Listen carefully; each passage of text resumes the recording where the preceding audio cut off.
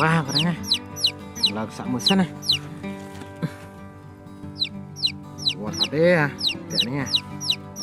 sạ mới này sòng sạ chuột ra nè còn tẹo này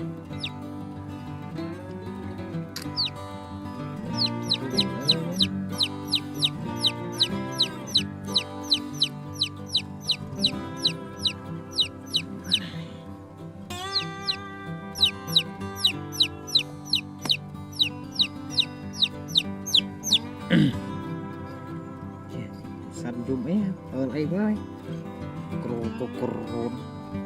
bạch bán thôi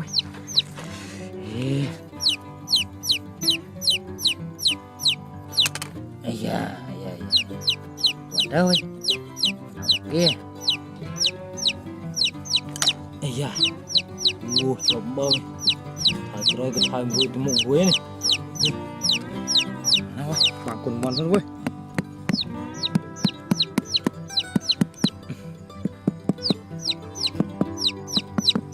nào quê thằng nào quê kì dạ rồi trôn sách này hỏi của gà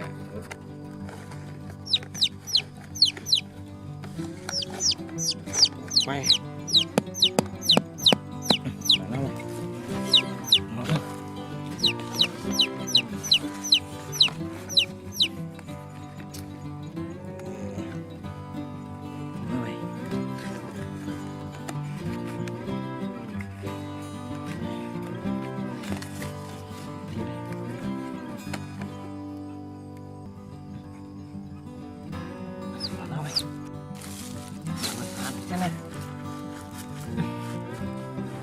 mỏ chua là anh ska chua hen cái chua đang phơi tí chăm mò mưa với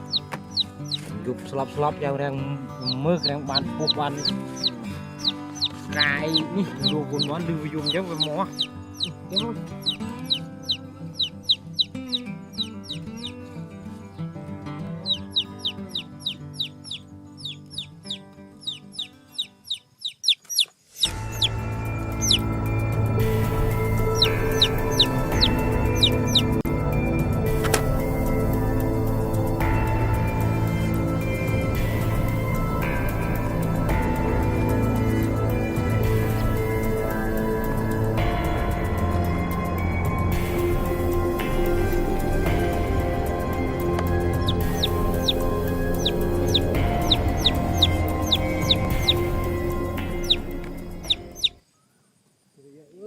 rồi dục bắt với mình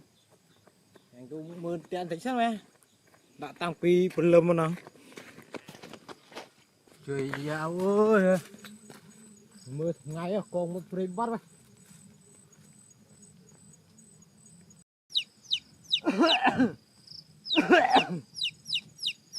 vậy ô chuột mét vậy cái chuột pú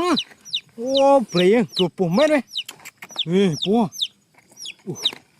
phải à pú mét nào ơi pú ấy với nhiên đi pú này làm sòng móng ấy bếp phải à ơi thùng bơ vậy phải à phần nàn đấy với cái chuột pú vậy đại vô ska vật trộm bơ vậy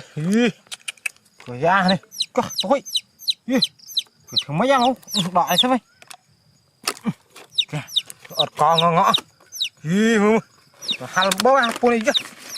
cái lươn đấy ô bị luôn vậy một vịt tẹo bắt à coi ra đây ngang ngà với giờ lọp chào ra sẵn nè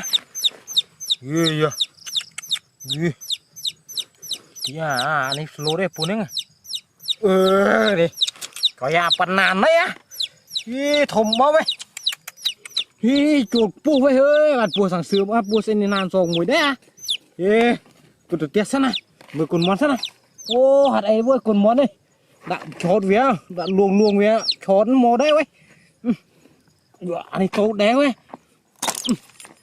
rồi tục đạn nó tiết à đạn prey nụ tiết à sẵn này bạn pu mũi đấy vậy chè mưa phơi lắm trôi pu vậy anh ấy rót đê móc đấy bếp